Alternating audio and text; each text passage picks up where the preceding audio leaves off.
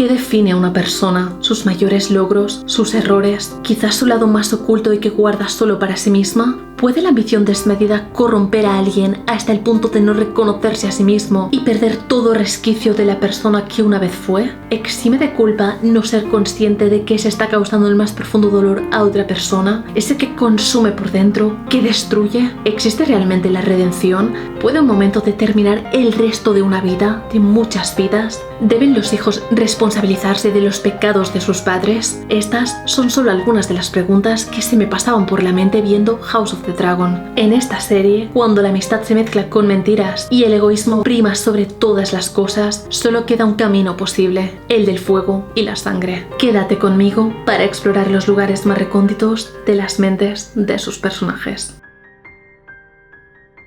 Hola, yo soy Isis, una psicóloga forense apasionada de los videojuegos, el cine y las series, y me encanta aplicar mis conocimientos al análisis de personajes. Ahora puedes hacerte miembro del canal o unirte a mi Patreon. Tienes los links en la descripción. Muchas gracias a todos los que me apoyáis a través de esos medios, en especial a José Manuel Garrido, Dr. Black Mage y Sigmar Prime.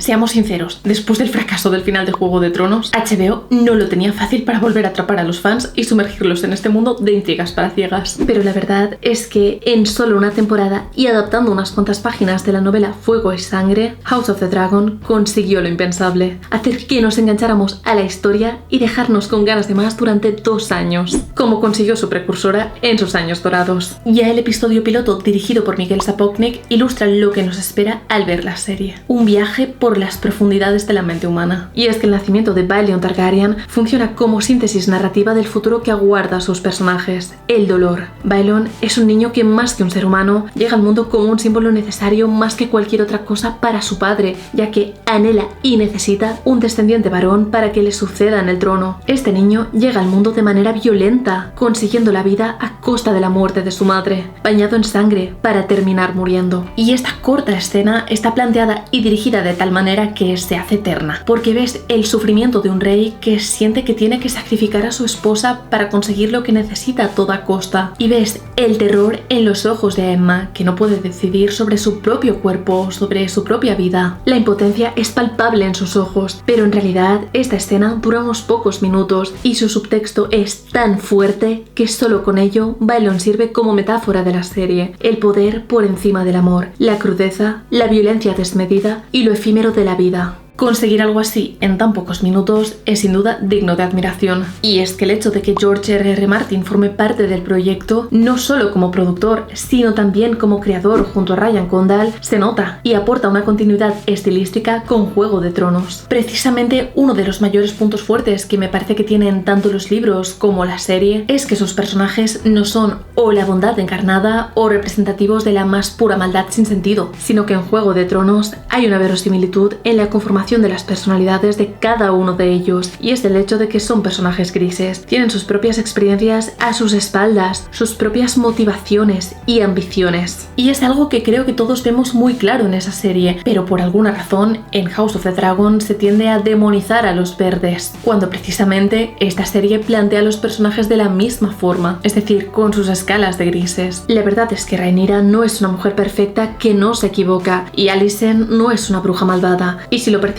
así, no estamos entendiendo realmente esta serie. Cada uno de los personajes actúa como lo hace porque tiene su propia historia, esa que lo ha llevado, en muchos casos sin pretenderlo buscarlo, a estar donde está. Y perfilar de una forma casi quirúrgica las personalidades de cada uno de ellos, como se consigue en esta serie, me parece digno de análisis. Vamos a sumergirnos en las profundidades de la psique de estos increíbles personajes y lo que simbolizan, porque creo que más que un tipo u otro de personalidad, llegan incluso a representar esa parte de nosotros mismos que está dormida y puede llegar a despertar si se dan las circunstancias adecuadas. Y es que House of the Dragon es una historia de desarrollo y madurez.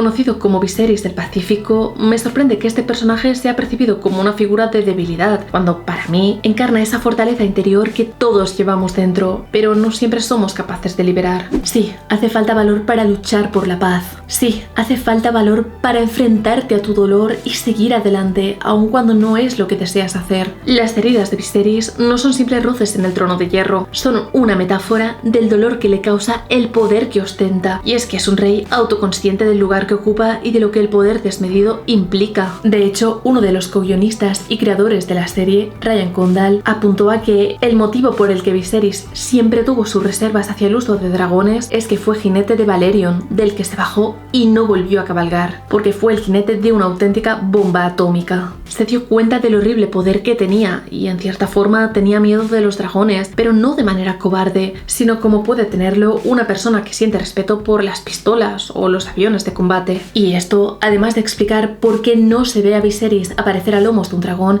también da sentido a esas palabras que le dice a su hija Rhaenyra al inicio de la serie. La idea de que controlamos a los dragones es una ilusión, son un poder con el que el hombre nunca debió interferir, uno que llevó a Valyria a la perdición. Si no recordamos nuestras historias, harán lo mismo con nosotros. Un Targaryen debe entenderlo para poder ser rey o reina, afirma. Además, el trono de hierro nos dice mucho más sobre la personalidad de Viserys. Este trono fue creado por el primer rey Targaryen y su diseño de espadas fundidas no solo sirvió como un símbolo de los enemigos derrotados, sino también como una prueba para quienes tomaran asiento en él. De acuerdo con los libros, los gobernantes que se sientan en el trono de hierro deben de hacerlo en una posición en específico, para no cortarse, y esto simboliza que un rey nunca debe sentir que está en una posición cómoda. Pero el trono parece tener una especie de mente propia y castiga a quienes no son dignos de gobernar, como le pasó a Maegor I Targaryen, apodado el Cruel. Otro ejemplo de alguien que se cortó con el trono al ser un mal gobernante es el de Joffrey Baratheon, pero tal vez el ejemplo más claro es el de Aerys II, el rey loco, quien también sufría de constantes cortes al sentarse en el trono de hierro. De esta forma, las heridas que sufre Viserys Targaryen significan que no es apto para gobernar. Cada mala decisión que toma se ve reflejada en su forma física. En la serie, su gradual empeoramiento simboliza las malas acciones y su falta de criterio para gobernar, que poco a poco llevan a la desgracia a su familia y al reino. Y es que lo cierto es que, si bien en muchos momentos nos deja llevar por la sed de fuego y sangre, toma ciertas decisiones cuestionables y se aferra a su propia visión y enfoque, sin ser o sin querer ser del todo consciente de que el mundo que le rodea es cruel y despiadado, y no se puede luchar contra la ferocidad únicamente con buenas intenciones. Podríamos caer en el error de pensar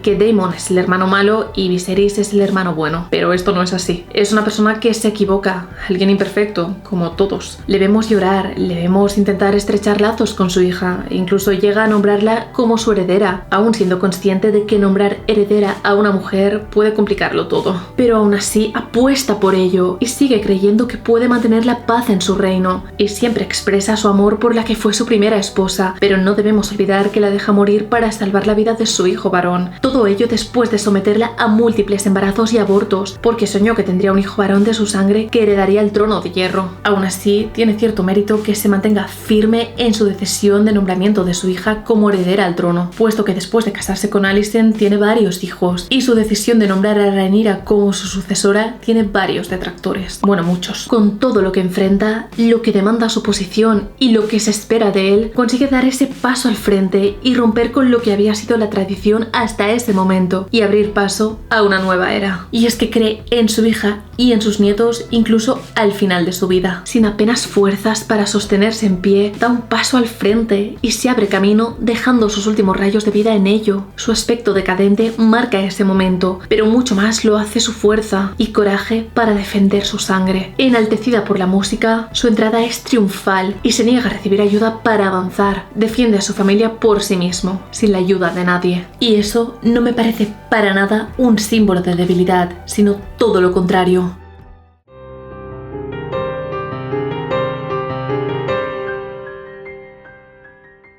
Está claro que buena parte de los elementos dramáticos de esta serie se basan en las relaciones entre padres e hijas. Y el punto de partida de la relación entre Rhaenyra y Viserys no podría ser más escabroso. La decisión del rey de salvar a su hijo a costa del sacrificio de su esposa. No es algo que se traduzca en un conflicto concreto para Rhaenyra, pero sí que deja claro ese inconsciente colectivo tan particular de Poniente y otros universos medievales. Los hijos no son más que instrumentos de poder, y algo como tener un descendiente mujer o varón significa la diferencia entre la paz o la guerra. Pero como el parto de su heredero varón no sale bien, Viserys se ve obligado a nombrar a su hija Rhaenyra como sucesora al trono de hierro. Para entender el desarrollo de Rhaenyra son necesarios los trabajos de Carl Jung sobre el inconsciente colectivo y los arquetipos universales. Jung desarrolló un concepto conocido como animus, que significa espíritu. Se trata de las imágenes arquetípicas de lo eterno masculino en el inconsciente de la mujer, que forman un vínculo entre la consciencia del yo y el inconsciente colectivo, abriendo potencialmente una vía hacia el sí mismo. Es decir,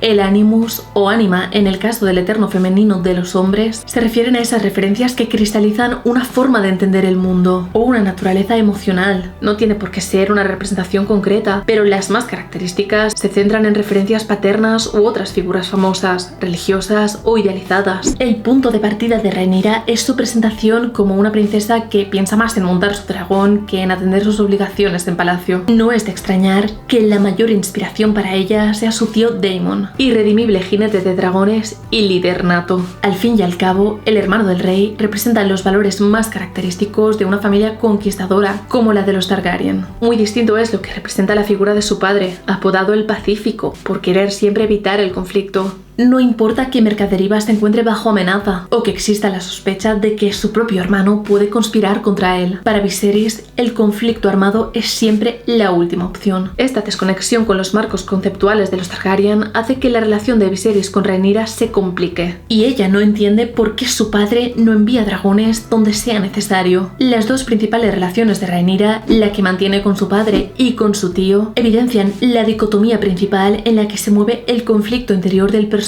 Se podría decir más, es la dicotomía principal sobre la que pivota toda la serie, la paz y la guerra, lo racional y lo pasional, la canción de hielo y fuego. En un primer momento ya sabemos qué lado escoge Rhaenyra, el de su tío Daemon. Y es algo que se representa de una forma física gracias al deseo sexual entre ambos y su posterior matrimonio. Puede parecer algo sórdido y aberrante, bueno, lo es. Pero lo cierto es que es una forma descarnada de evidenciar la evolución de la protagonista en la serie. Rhaenyra abraza ese ánimos, ese eterno masculino. El inconsciente colectivo le proporciona las respuestas que busca para alcanzar esa vía hacia el sí misma. Y además, el matrimonio con su tío permite reforzar la posición de su casa. Y su relación con su mejor amiga Alicent Hightower se resquebraja hasta ser irreparable, llegando incluso a acusar a Rhaenyra de haber pisoteado el deber y el sacrificio, aunque tal afirmación no podría estar más lejos de la verdad. Rhaenyra cumplió con su deber al contraer matrimonio con el hombre elegido por su padre y continuó esforzándose para engendrar un heredero para el reino, aunque su esposo no lo cumplió. Cuando todas las opciones parecían agotadas, buscó alternativas para cumplir con su deber y asegurar la sucesión al trono, obteniendo el reconocimiento legítimo de sus nietos por parte del rey Viserys, que no quería verlo evidente. Es cierto que Rhaenyra ha tenido que tomar decisiones cuestionables para cumplir con su deber, pero ¿acaso Alicent no ha hecho lo mismo desde el inicio de la historia? También es importante en su vida la figura de Ser Criston Cole, un lobo con piel de cordero. Aparentaba ser un hombre leal, bueno, valiente, caballeroso, que pudo elevarse por encima de su posición social para convertirse en caballero de la Guardia Real. Se convierte en el protector de Rhaenyra y entre ellos se desarrolla una amistad que se convierte en algo más, concretamente en una relación sexual. Rhaenyra sabe que por su posición social, su relación con él no puede ir más allá de algo clandestino, y él también lo sabe. Pero aún así, Cole propone a la joven que huyan juntos a las ciudades libres para casarse. Cuando Rhaenyra rechaza su propuesta, empieza una transformación visible en este personaje.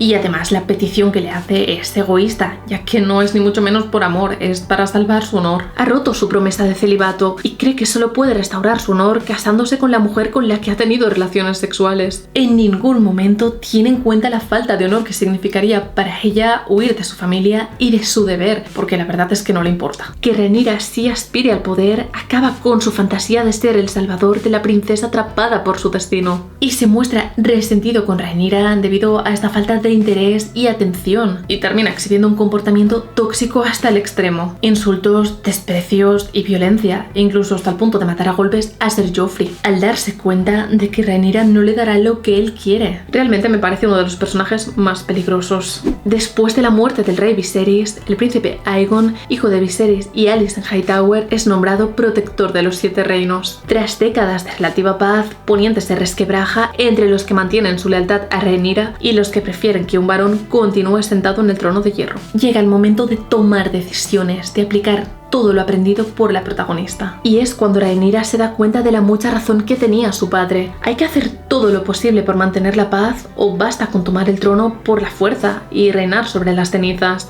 La razón y la legitimidad pertenecen a Rhaenyra. Nadie podrá quitárselas, o no deberían. Pero no tiene por qué ser motivo para tomar una decisión que perjudicará a todo Poniente. Esta actitud comedida, de evitación de derramamiento de sangre en un primer momento, es indicativa de las arraigadas enseñanzas de su padre, y también se ve reflejado en cómo ha educado a sus hijos, Jaehaerys y Lucerys Velaryon, desde la sabiduría, a quienes envía como emisarios en el capítulo final e insta a no entrar en una espiral de violencia. Muchos de sus aliados apoyan la decisión de formar alianzas, de consolidar su posición, y Rhaenys Velaryon, la reina que nunca fue, parece finalmente verse reflejada en Rhaenyra y apoyarla, pero su marido Daemon no termina de estar de acuerdo. El inconsciente colectivo da la razón al tío de Rhaenyra. Los Targaryen deben tomar sus dragones y demostrar quién reina en Poniente, pero Rhaenyra no está dispuesta a ceder. La reina menciona la profecía de Aegon el Conquistador, la canción de Hielo y Fuego. Por primera vez, Rhaenyra abraza los valores de su padre y desafía el inconsciente colectivo.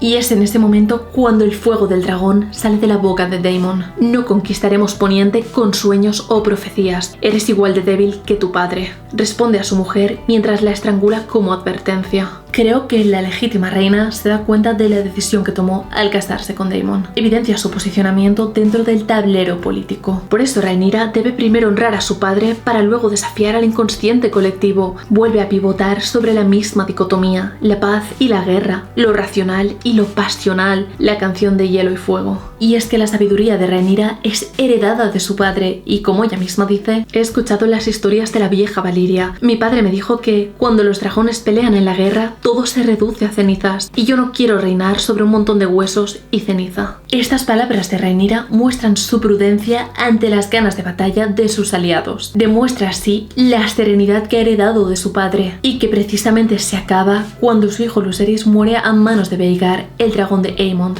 La paciencia de Rhaenyra se ha terminado, y lo que está por venir es la más ardiente de las guerras, donde entrarán en juego todos los dragones.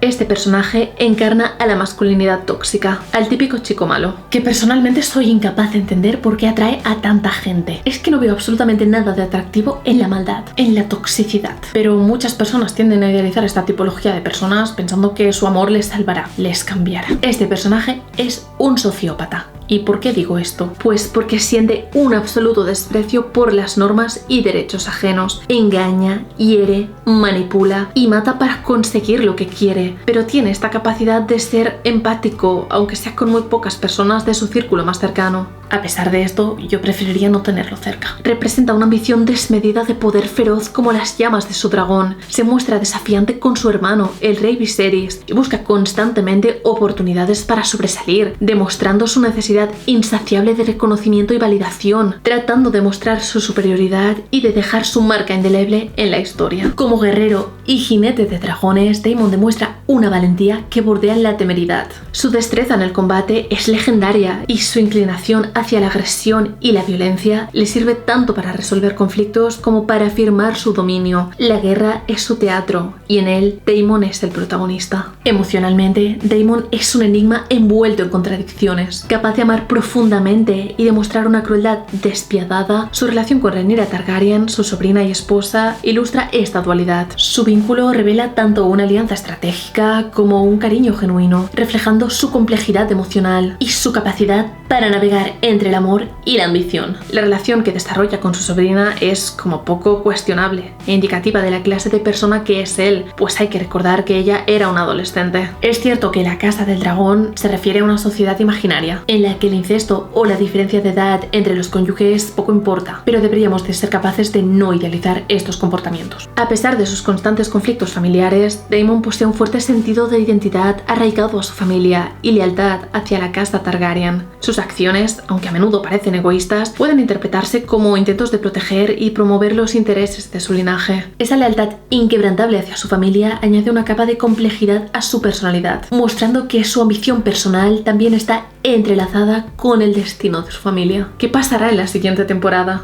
La verdad es que me parece un personaje tan impredecible, tan ladino, que no sé qué esperar.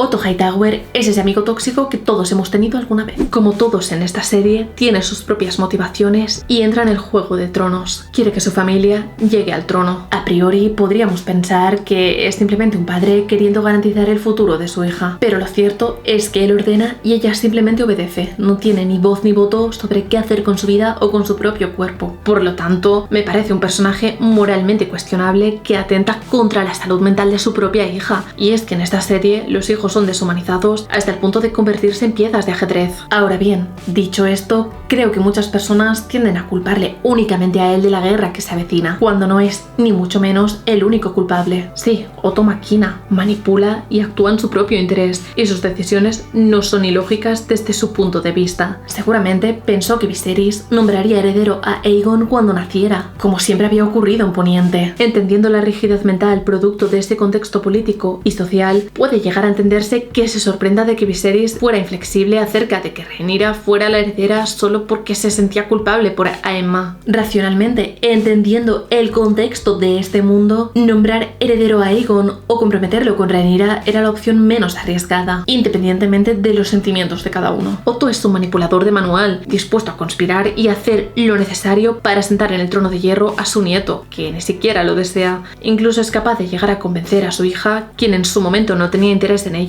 de la importancia de que Aegon sea rey. Su hija ni quiso ni pidió ese poder, pero repetirá ese patrón con sus hijos, siendo este un claro ejemplo de actitudes aprendidas en la familia y de cómo el contexto puede moldear la personalidad de alguien hasta extremos que ni la misma persona pensaría.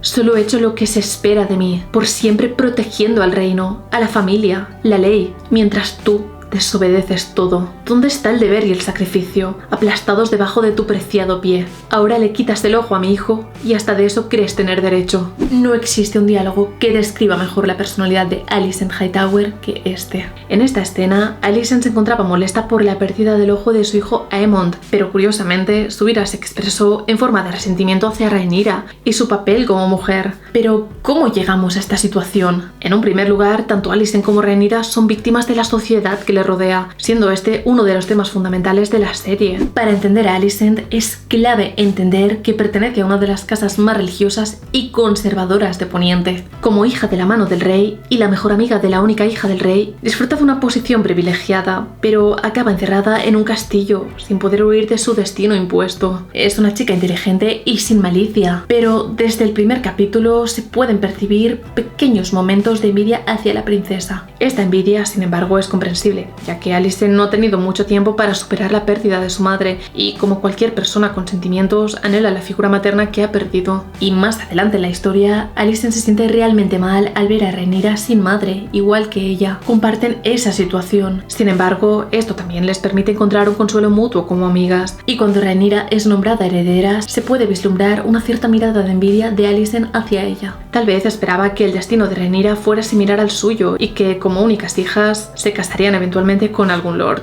Pero esto no pasa y su destino empieza a cambiar en el primer capítulo, cuando la reina Aemma muere y su padre la envía a seducir al rey. Como joven inteligente, Alicent es consciente de lo que se espera de ella y accede a hacerlo, incluso en contra de su voluntad.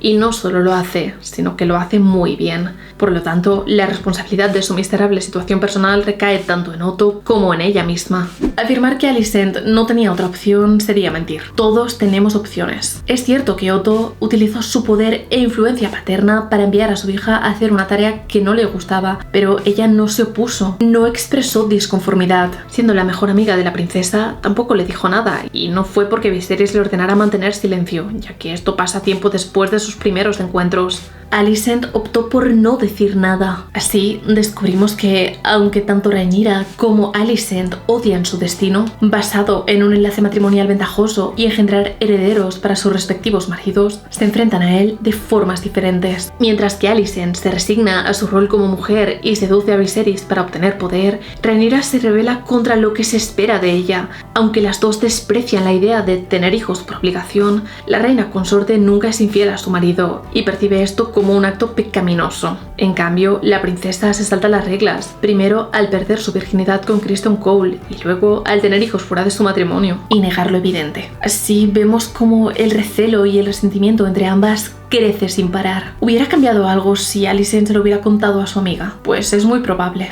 pero optó por la sumisión y actuar en contra de sus propios deseos. Alicent encarna la definición de una dama de la época, sumisa, callada ante los demás, obediente, sin cuestionar nada. Además, proviene de una familia noble, religiosa y conservadora. ¿Por qué deberíamos esperar que una joven así repentinamente se rebelara contra su padre y corriera a contarle todo a su amiga? No es imposible, pero no es lo que se esperaría de Alicent. Entendiendo su educación y contexto, se entiende por qué actúa así, pero ello no la exime de responsabilidad. Así que Alicent se convierte en reina consorte, pero está casada con una persona mucho mayor que ella y a la que no ama, y que además está muy enfermo. Ella debe cumplir con su deber como esposa cada vez que se le solicita, sin experimentar ni una pizca de placer. Y en contraposición a esto, encontramos a Rhaenyra, quien busca amantes, para experimentar ese placer que anhela en su matrimonio. De nuevo, dos formas diferentes de enfrentarse a la misma situación. Y a pesar del infortunio que ha sufrido, Alicent sigue siendo una muchacha de buena condición, aunque su ingenuidad resulta evidente en su creencia de que Rhaenyra puede volver a depositar su confianza en ella. Después de años de ausencia, Rhaenyra decide perdonarla, aunque ambas saben que su amistad nunca volverá a ser la misma. Pero pocos días después, Alicent, la misma mujer que había seducido al padre de su mejor amiga a sus espaldas, exige a Rhaenyra conocer la realidad sobre su relación con Daemon, y Rhaenyra decide mentirle. Lo que haga o deje de hacer Rhaenyra es asunto de ella y de su padre, no de Alicent.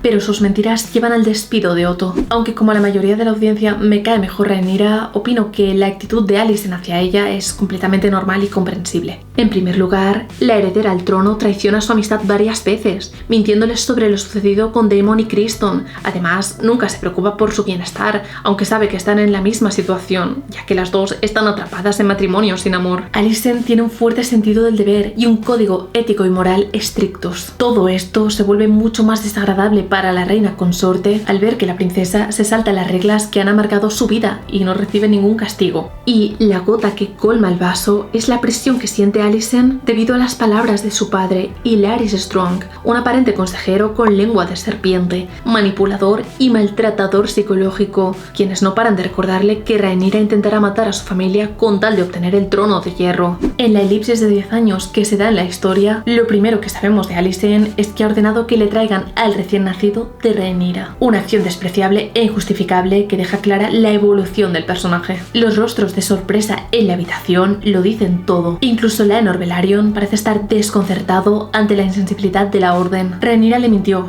sí, pero Alicent inicia la guerra. Y no se trata solo de la mentira. A Alicent le come por dentro el hecho de que Rhaenyra haya tenido sexo con personas que ella quería y que su padre la apoye. Alicent tiene una vida miserable debido a su padre y a ella misma, pero dirige toda esta rabia y resentimiento hacia la persona equivocada. Alicent, por su parte, ha cometido actos terribles mientras se presenta en la sociedad como una dama virtuosa. Habla de decencia, religión y rectitud, pero ella misma sedujo al padre de Rhaenyra y es cómplice de asesinatos, cuestionando la legitimidad de los hijos de la princesa a pesar de las claras instrucciones del rey y cometiendo malas acciones contra Rhaenyra sin justificación alguna. Rhaenyra es consciente de la hipocresía de Alicent, como demuestra en su comentario. Es agotador, ¿no es así? Esconderte tras el manto de tu rectitud, pero ahora ven quién eres en realidad.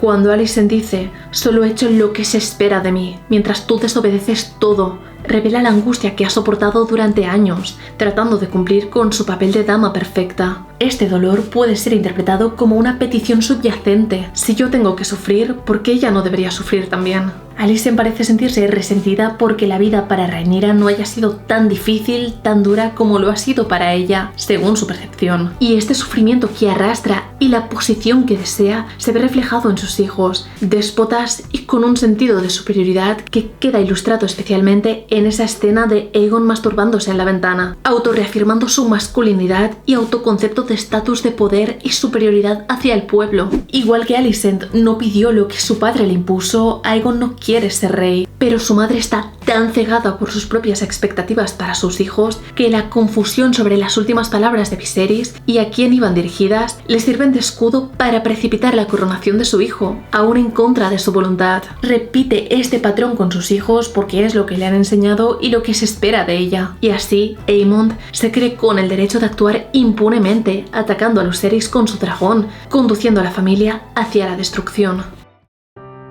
Si algo ha quedado claro, es que los tiempos de paz en Poniente se acabaron con la muerte de Viserys. El anterior monarca ha pasado a la historia como el pacífico, pero tras su muerte, sus descendientes han comenzado un enfrentamiento que de ahora en adelante solo irá a peor. Y si algo ha precipitado los acontecimientos ha sido el uso de dragones, de cuyo peligro ya advirtió Viserys. La persecución entre Aemond y Lucerys, a lomos de sus dragones Vhagar y Arrax, acaba en tragedia cuando estos dejan de obedecerles. Y esa es solo la primera tragedia de la inminente guerra. Pero ahora te toca a ti. ¿Qué piensas de estos personajes? ¿Y de qué te gustaría que hablara en próximos vídeos? Déjamelo en comentarios porque me encantará leerte. Muchísimas gracias a mis Patreons y miembros del canal. Sabéis que vuestro apoyo significa muchísimo para mí. Y si te ha gustado el vídeo, te dejo por aquí este análisis sobre El Señor de los Anillos y sus personajes. Cuídate y nos vemos en el siguiente. Adiós.